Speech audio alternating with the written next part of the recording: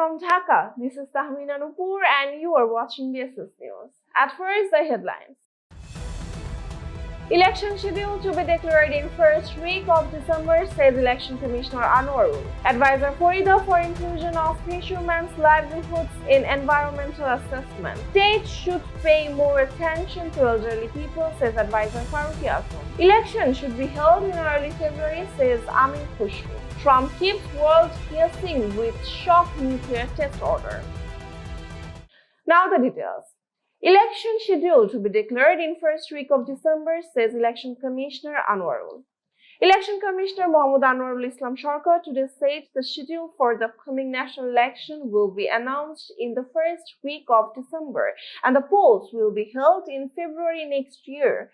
He said the Commission aims to complete the election before Ramadan. He briefed reporters at Potuakhali Circuit House this afternoon. The Election Commissioner said the Election Commission has already released a detailed action plan on the demand for a referendum. He said the Commission has not yet discussed whether it will take place before or after the election, and no official information has been received from the government. He added that a decision will be announced once finalized. On proportional representation, he stated it depends on a political decision and the Election Commission is waiting for that decision. He expressed hope for a free, fair and credible election with cooperation from all. The Election Commissioner said the Election Code of Conduct and electoral symbols have been updated. Registration of expatriate voters will begin in November and steps are being taken to allow imprisoned voters to cast their votes as well.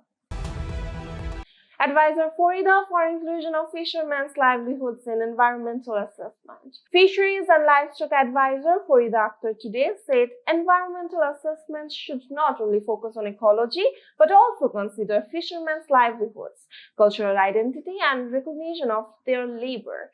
She stressed the need to protect Bangladesh's rich aquatic biodiversity and ensure social protection for fishing communities.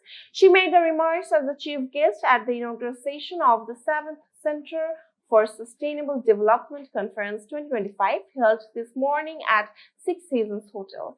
The event was jointly organized by the Center for Sustainable Development and the University of Liberal Arts Bangladesh.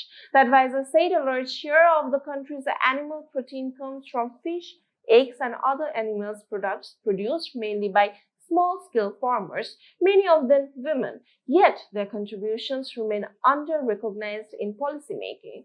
She pointed out that Bangladesh has a maritime area of 118,813 square kilometers, but marine fisheries resources are not being properly utilized.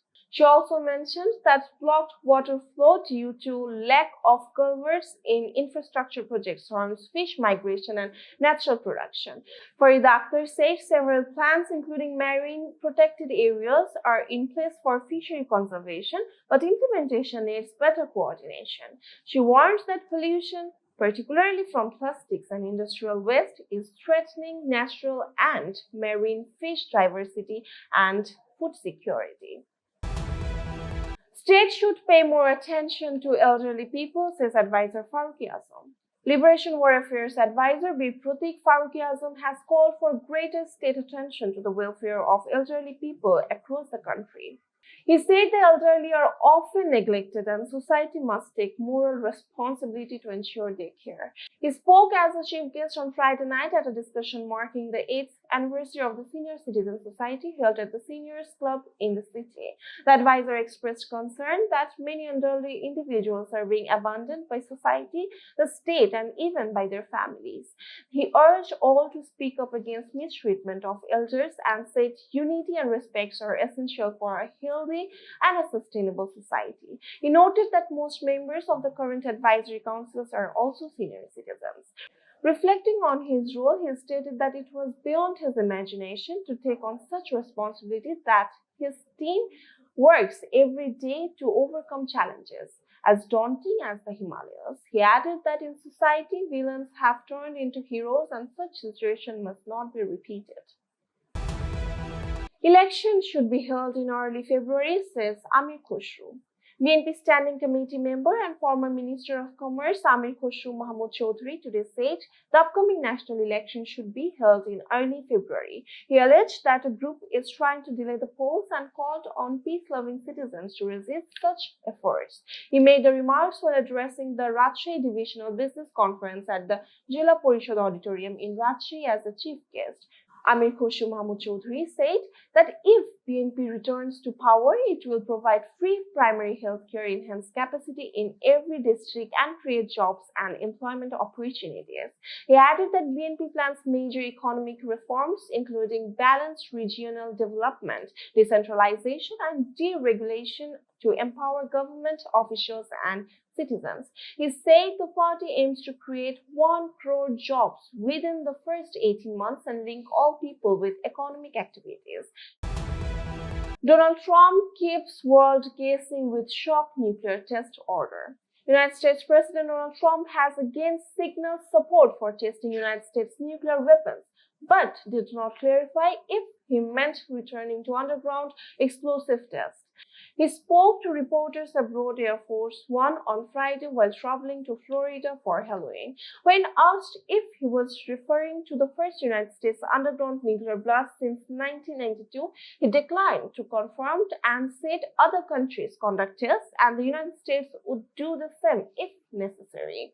His stance comes after Russia claimed to have tested new nuclear-powered systems. Iran calls the move irresponsible, while Japan's atomic bomb survivors group protested. United Nations Secretary General Antonio Guterres stressed nuclear testing must never be allowed. China urged the United States to follow global testing bans. United States Defense Secretary Pete Hegseth supported Trump's order, saying resuming testing would strengthen nuclear deterrence.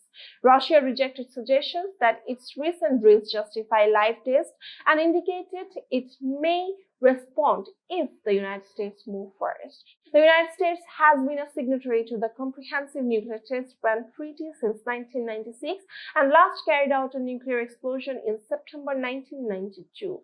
The moratorium on testing was first imposed by President George H.W. Bush in 1992 and maintained by later administration. That's all for today. For more information, visit bssnews.net. Thanks for watching.